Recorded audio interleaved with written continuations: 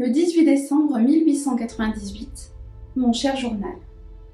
Nous sommes le 18 décembre et la veillée de Noël approche. Un temps où j'espérais être enceinte, où j'espérais faire notre sapin de Noël avec Aubin, mon fidèle et tendre époux. Un temps où nous étions censés préparer l'arrivée de bébé. Mais la vie en a décidé autrement. Il se peut d'ailleurs que nous ayons déjà notre premier enfant et que j'attende peut-être mon deuxième. Aujourd'hui, je suis triste. Triste d'être enfermée ici. Triste d'être partie. Triste d'avoir quitté Aubin. Triste que ce malheur nous ait séparés à tout jamais. Même si j'ai une chance inouïe d'être restée au sein du manoir, j'aurais préféré de tout cœur être aux côtés d'Aubin, de façon à vivre notre plus parfait amour. Aujourd'hui, cette journée est particulièrement difficile à vivre, parce que je m'apprête à vivre le deuxième Noël depuis mon décès, abandonnée par mes proches, et lasse de devoir ne vivre que de souvenirs. Heureusement, Eugénie, la gouvernante, est restée ici, à veiller au manoir, et sa présence me rassure énormément, elle me réconforte et me réchauffe le cœur. Je suis particulièrement mal aujourd'hui, d'une humeur maussade, parce que je me rappelle depuis quelques jours la venue d'Aubin au manoir lors du premier anniversaire de mon décès, cette journée qui m'a fait tant de bien et qui m'a à la fois déchiré le cœur. J'aimerais recevoir à nouveau la visite d'Aubin pour Noël, même si je sais que cela n'arrivera pas. Le simple fait de le voir me chamboule. J'aimerais tellement qu'il soit bien, qu'il soit heureux, mais il est complètement dévasté depuis ma mort. J'aimerais le voir, confortablement installé là, devant moi, à boire un bon verre de whisky et fumant un bon cigare, souriant en regardant sa bibliothèque. Je sais que s'il venait rendre visite au manoir, ce ne serait que pour s'enfoncer davantage dans son tourment et se faire mal une fois de plus, tout comme cela s'est passé cet été. Je me rappelle de ce 19 juin 1898, la date anniversaire de mon décès, où j'ai eu la chance incroyable de revoir mon époux. Lorsqu'il a frappé à la porte du manoir et qu'Eugénie a ouvert la porte d'entrée, je l'ai entendu s'écrier « Aubin, est-ce bien vous ? Mais que faites-vous ici ? Entrez donc !» À ces mots, j'ai cru que c'était un rêve ou un canular.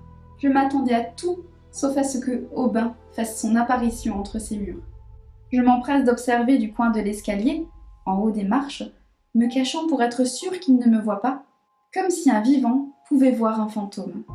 J'aperçois alors Aubin se tenant droit devant elle, la tête baissée, et se tenant les mains à l'arrière du dos, se retenant de pleurer, et n'ayant pas le courage de mettre le premier pas dans le manoir. Eugénie le serre très fort dans ses bras et l'invite à pénétrer à l'intérieur de la demeure pour le placer dans le sas d'entrée, dans cet immense salon, dans cette immense salle de réception, où elle lui demande de patienter quelques instants, le temps qu'elle lui prépare du thé. Je ne rêve pas. Aubin est bien là, devant moi, à tourner sur lui-même et regardant chaque ornement de la pièce. J'ai le cœur gros, j'aimerais tant qu'il me prenne dans ses bras, mais je ne suis rien. Je ne suis plus rien depuis que je suis partie. J'aimerais qu'il me serre fort dans ses bras et qu'il m'embrasse, qu'il me dise combien il m'aime, mais je ne peux que rester là, à l'observer. Je suis si heureuse de le voir que mon cœur bat la chamade. Je suis complètement retournée et je n'arrive pas à contenir mes larmes. On sent qu'Aubin a la gorge serrée, parce que Eugénie n'aura pas de réponse lorsqu'elle lui demande comment il se porte. Il va se contenter d'acquiescer de la tête et tenter de répondre que ça va, mais sa gorge est tellement serrée qu'elle en étouffe le son de sa voix. Eugénie comprend alors qu'il est particulièrement ému et qu'il ne se livrera pas à elle. Il contiendra ses émotions tant qu'il n'est pas prêt à parler. Elle s'installe alors sur le fauteuil en plein milieu de la pièce, posant les 2 tasses de thé sur le guéridon, silencieuse, le temps qu'Aubin fasse le tour de la pièce. Aubin va donc toucher chaque meuble, chaque objet de décoration. Il va toucher la tapisserie, cette magnifique tapisserie verte, avec ses dorures incrustées dedans, qui montre un signe de richesse et de position sociale. Il va également toucher les luminaires, jusqu'à toucher le guéridon et le fauteuil sur lequel il va prendre place. Il remercie Eugénie pour la tasse de thé, en acquiesçant de la tête, ne pouvant sortir un mot. Eugénie respecte ce temps de recueillement et décide de ne pas rompre le silence, de façon à ce que Aubin puisse vivre pleinement son retour. Ils vont rester là un long moment, à boire leur tasse de thé sans dire un mot, dans un silence apaisant, un silence dont il aura besoin pour se reconstruire. Eugénie décide de le laisser à son silence, et elle ne lui parlera que lorsqu'il aura dit quelque chose. Après plus d'une heure, il prend enfin le courage de rompre le silence, le courage de lui demander comment se passe la vie au manoir. Eugénie lui répond alors que la vie est magnifique, qu'elle est calme et silencieuse, et que c'est un véritable havre de paix, que c'est un honneur pour elle que de prendre soin de la demeure en son absence. Elle lui décrit ses journées, au fil des saisons, en racontant chaque petite subtilité qu'il aurait pu découvrir lui-même s'il était venu habiter dans le manoir, en lui mentionnant uniquement le bon côté des choses. Elle lui décrit qu'elle aime particulièrement les journées de printemps, lorsqu'elle ouvre la fenêtre et qu'elle entend les oiseaux piailler de bon matin, lui expliquant qu'elle s'offre son petit déjeuner sur la terrasse du manoir, au soleil, en profitant de la brise printanière et des premiers rayons du soleil qui lui mettent du baume au cœur. À cette description précise, Aubin fond en larmes et pleure à sanglots. Eugénie va alors se permettre de se lever, de se poser derrière lui, telle une maman qui veut consoler son enfant, et va mettre ses bras autour du torse d'Aubin, comme pour lui faire un câlin. Habituellement, c'est très malvenu d'oser se permettre de telles choses. C'est digne d'avance d'une gourgandine de petite vertu, mais elle n'en a que faire. Elle sait qu'Aubin en a besoin. Les seules nouvelles qu'elle a reçues de lui provenaient de sa maman pour lui expliquer que son fils allait particulièrement mal et lui demander de rester au manoir à continuer à l'entretenir et qu'elle maintiendrait son salaire le plus longtemps possible pour que le manoir reste en vie. Pour Eugénie, c'était une vie idéale. Une si grande bâtisse pour elle toute seule, nourrie, logée et blanchie aux frais d'une riche famille qui ne vient même pas la déranger. La mère d'Aubin lui expliquait l'état psychologique de son fils au fur et à mesure des mois qui passaient, donc Eugénie savait très bien qu'Aubin n'a jamais pu se remettre psychologiquement de la mort de sa femme, de ma mort. J'arrivais à lire au-dessus de l'épaule d'Eugénie les mots si douloureux de belle-maman qui expliquaient à quel point son fils était mal. En effet, Aubin s'était mis à boire, plus que de raison, et son état de santé s'est mis à dépérir au fil des mois. De mon côté, depuis 18 mois que je suis partie, je vis dans une souffrance extrême de ne pas savoir ce qu'est devenu Aubin, de ne pas avoir de nouvelles de lui, sauf occasionnellement, lorsque Eugénie reçoit son salaire, accompagné du courrier de belle-maman. Je souffre tellement d'être ici et de voir Aubin souffrir de son côté. Lorsque Eugénie est venue faire un câlin à Aubin, il lui a pris le bras en marque de reconnaissance, tout en le caressant et en lui disant merci. Eugénie ne dira rien, elle va le laisser vivre sa souffrance parce qu'elle sait qu'il en a besoin. Aubin lui explique alors que c'est la plus belle phrase qu'il n'ait jamais entendue jusqu'à aujourd'hui, car les journées de printemps idéales qu'elle décrit étaient les journées qu'Aubin et moi nous impatientions de vivre exactement comme elle l'a décrit. Nous nous regarderions droit dans les yeux sur la table du petit déjeuner, à observer les feuilles grandir sur les arbres, à écouter les oiseaux chanter et sentir les odeurs de printemps qui sont si exquises. À ces mots, je fonds en sanglots. Je suis incapable de me contenir, tant cela me fait mal. Je suis si heureuse qu'il soit là, mais si malheureuse qu'il souffre. J'aimerais tant le voir plus souvent, et le voir avec un grand sourire, que ça me fend le cœur de le voir dans cet état. Aubin s'est arrêté de pleurer lorsqu'il a prononcé cette phrase. Eugénie s'est contentée de sourire derrière lui, et elle est revenue prendre sa place devant lui dans son fauteuil. Eugénie va alors lui proposer de refaire le tour de la maison, quand il en trouvera le courage, et à sa grande surprise, Aubin bondit de son fauteuil et lui dit « C'est bon, je suis prêt, je veux revisiter le manoir. » Très lentement, ils vont commencer à revisiter cette merveilleuse demeure, et Aubin va commenter chaque pièce, en expliquant les choix de décoration que nous avions fait tous les deux. Il va se remémorer certains souvenirs, et, avec des anecdotes assez surprenantes, il va se remémorer nos crises de fou rire lorsque nous choisissions les meubles et les ornements de décoration. Ça m'a fait tellement de bien de le voir rire que moi-même j'ai arrêté de pleurer. Cette visite guidée du manoir va durer plus de 2 heures lorsque Eugénie va lui proposer de venir revivre dans le manoir avec elle. Malheureusement, Aubin ne se sent absolument pas prêt à venir habiter chez lui. Tout lui fait beaucoup trop de mal, il est absolument incapable de prendre une décision pareille, sachant que tout le manoir lui rappelle sa souffrance. Mais moi, je ne veux pas le voir partir. Il salue Eugénie après avoir remis sa veste et son chapeau, et s'approche de la porte d'entrée pour partir. Mais je refuse qu'il parte. Il ne peut pas partir maintenant. L'idée de savoir qu'il va partir et peut-être ne plus jamais revenir me fait tellement peur que je ne veux pas qu'il s'en aille. Je sais que je suis devenue un petit fantôme et que je ne peux absolument rien faire, que je ne peux avoir aucune interaction avec des personnes, que je ne peux pas toucher les objets, que je ne peux avoir aucune incidence sur ce qui est matériel. Je sais que personne ne peut m'entendre et que personne ne peut me voir, et je suis désemparée à l'idée de le voir s'échapper une nouvelle fois. Je vais alors me placer à la porte d'entrée et me mettre dos à elle comme pour la bloquer et l'empêcher de partir, comme si j'avais le pouvoir de faire quoi que ce soit dans ce monde de vivants. Ce ne sont que des foutaises. Et il est même stupide d'oser croire que je puisse lui barrer le chemin, mais je me place là devant lui, lui barrant le chemin, pour voir si ça fait quelque chose de se faire traverser par un vivant. Il prend alors la clenche de la porte d'entrée, commence à ouvrir la porte, et je sens la matière qui commence à me traverser.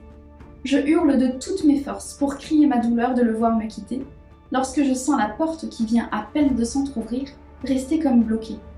Je vois Aubin sursauter et se retourner vers Eugénie, qui elle-même est stupéfaite par ce qu'il vient de se passer, mais moi, je ne comprends pas ce qu'il vient d'arriver. Aubin referme la porte, se retourne vers Eugénie et lui demande ce qu'il vient de se produire.